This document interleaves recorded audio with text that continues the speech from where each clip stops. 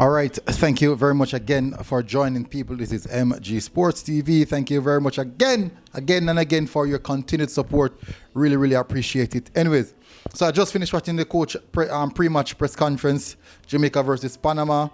And the major takeaway from that was fitness, recovery. How will we address that issue?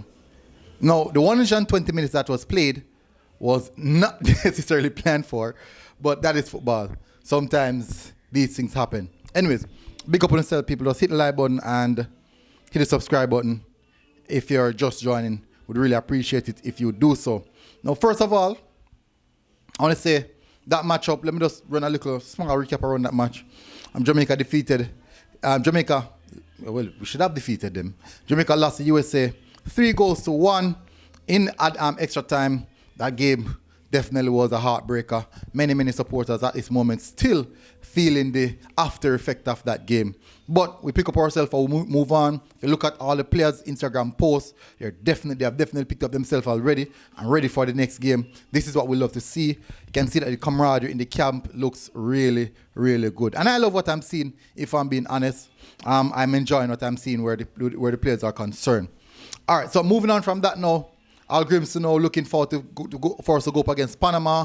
Panama, not necessarily a team that we have great history with, but that it doesn't mean that because of history, we're not going to go there and sample our class. Now, based on what happened in the USA, I do believe that this game would have fueled the players to go into this game to try and get a result as best as possible. Money is on the line, reputation is on the line, but an aspect of, how should I put it now?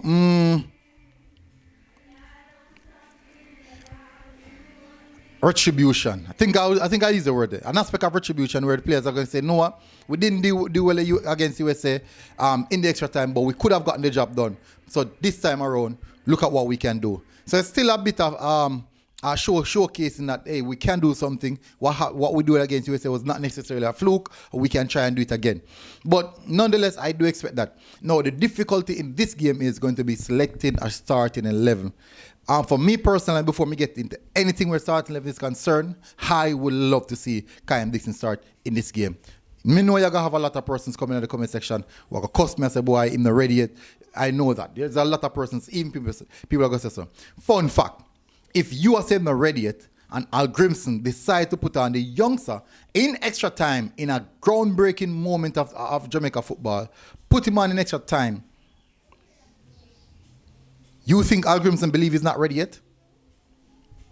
If Al Grimson has the same mindset as you, I don't think he would be on the pitch because other options were there. And Al Grimson opted to go for the youngster. And based on what we saw with the youngster, based off all the reports that we've gotten about the youngster, apparently he performed well. And what we see it, unless you have other agendas or you just don't want to accept it. We saw it. We saw the running. We saw the pressing. That is something that we never had.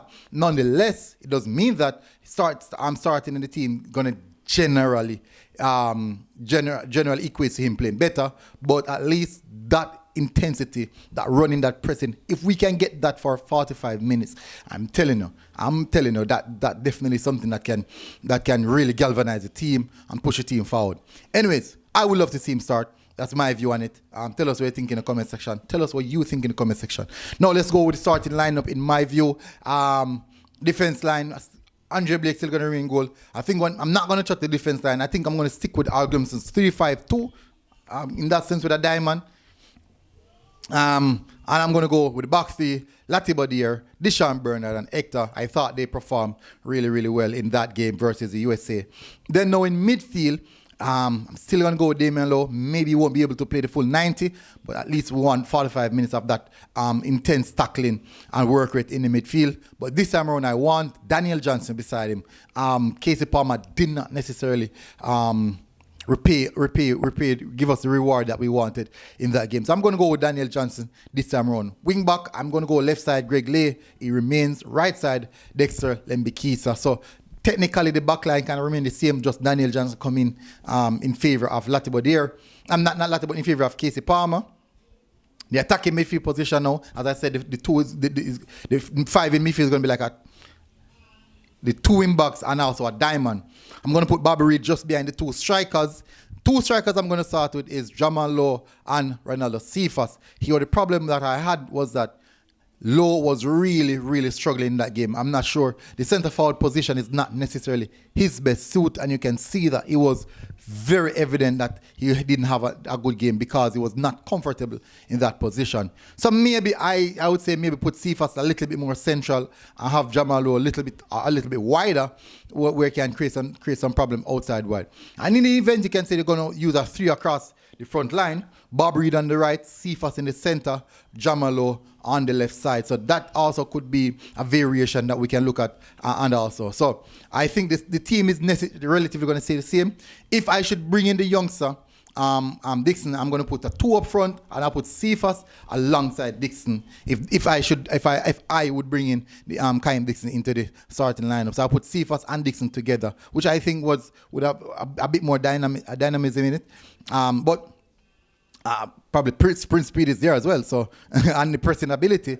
So definitely that's one to look at. I think I want you guys to tell us what you think in the comment section about it. I remember, starting by the same players is going to be difficult because not of these players are tired. They played 120 minutes. So the substitutes on the bench must be involved at some point in time.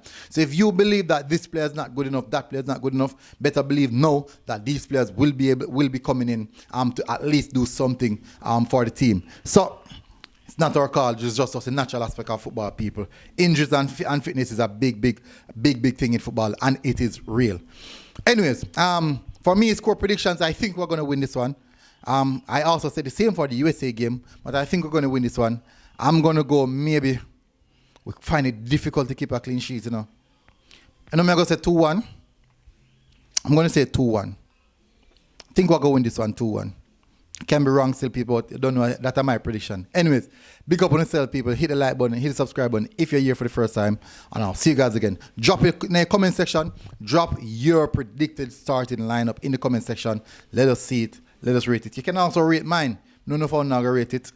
But you can also rate mine. And people, don't bash look at me. See 1 and 2 people have actually looked at them already yet. If you never read it, Al Grimson wouldn't put him up on it. Now, big match like that versus the USA, one of the top teams in the Concacaf, in the semi-finals, put him on. If he's not ready yet, I don't think Al Grimson would have put him on the field. Anyways, big up on yourself, people. Smash the like button, hit subscribe button, and I'll see you guys again. Until next time, MG Sports TV. We're out. Have a good day. God bless. Boom.